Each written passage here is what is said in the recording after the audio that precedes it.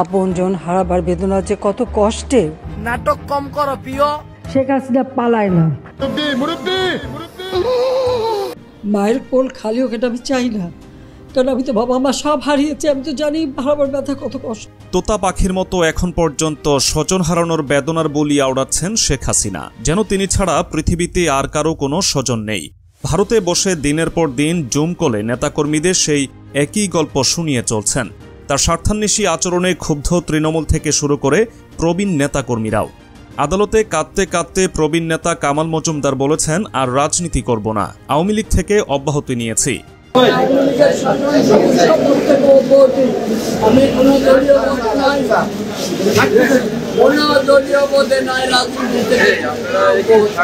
এক সময়কার মহাপ্রতাপশালী হাসিনার যে কোনো খবরই এখন সামাজিক যোগাযোগ মাধ্যমে হাস্যরসের জন্ম দিচ্ছে।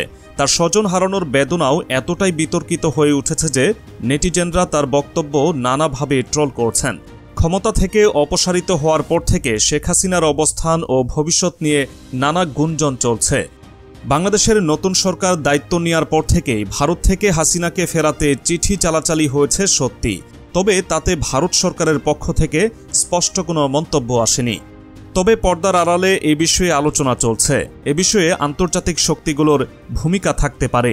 বিশেষ করে শেখ হাসিনার ভারতে পলায়ন ও সেখানকার অবস্থান নিয়ে বিতর্ক অব্যাহত রয়েছে। অনেকে মনে করছেন বাংলাদেশ সরকারের সাথে দিল্লির সম্পর্ক এতটাই গভীর যে তাকে ফেরত পাঠানো হবে না। আর কেউ কেউ বলছে ভারতও হাসিনাকে দীর্ঘমেয়াদে রাখতে চায় না এবং কৌশলগত কারণে তাকে বাংলাদেশে ফেরত পাঠানোর প্রস্তুতি নিচ্ছে। এদিকে আমেরিকার ভূমিকাও প্রশ্নবিদ্ধ। নির্বাচন পূর্ব সময়ে ওয়াশিংটনের অবস্থান ছিল গণতন্ত্র ও সুষ্ঠু নির্বাচন নিশ্চিত করা, কিন্তু নির্বাচনের পর তারা বাংলাদেশের নতুন সরকারের সাথে কূটনৈতিক সম্পর্ক বজায় রেখেছিল। আর হাসিনাকে ফেরত পাঠানোর বিষয়ে আমেরিকা কোনো ভূমিকা রাখবে কিনা তা স্পষ্ট নয়। বিশ্লেষকদের মতে হাসিনার ভবিষ্যৎ নির্ভর করছে ভারতের কৌশল, বাংলাদেশের রাজনৈতিক পরিস্থিতি এবং আন্তর্জাতিক সম্প্রদায়ের অবস্থানের উপর। নির্বাচিত সরকার কি সিদ্ধান্ত নেয় এবং দিল্লি এতে কি ভূমিকা রাখে সেটাই দেখার বিষয়। তবে এতটুকু অনুমান করা যাচ্ছে যে নির্বাচিত সরকার ক্ষমতায় না আসা পর্যন্ত হাসিনা ও বাংলাদেশের সঙ্গে সম্পর্ক নিয়ে স্পষ্ট কোনো উদ্যোগ নেবে না মোদী সরকার। প্রায় মাস তিনেক আগে ভারতের সেনাপ্রধান স্পষ্ট করেছেন, বাংলাদেশের সঙ্গে আলোচনা যা হবে সেটা নির্বাচিত সরকারের সঙ্গেই হবে।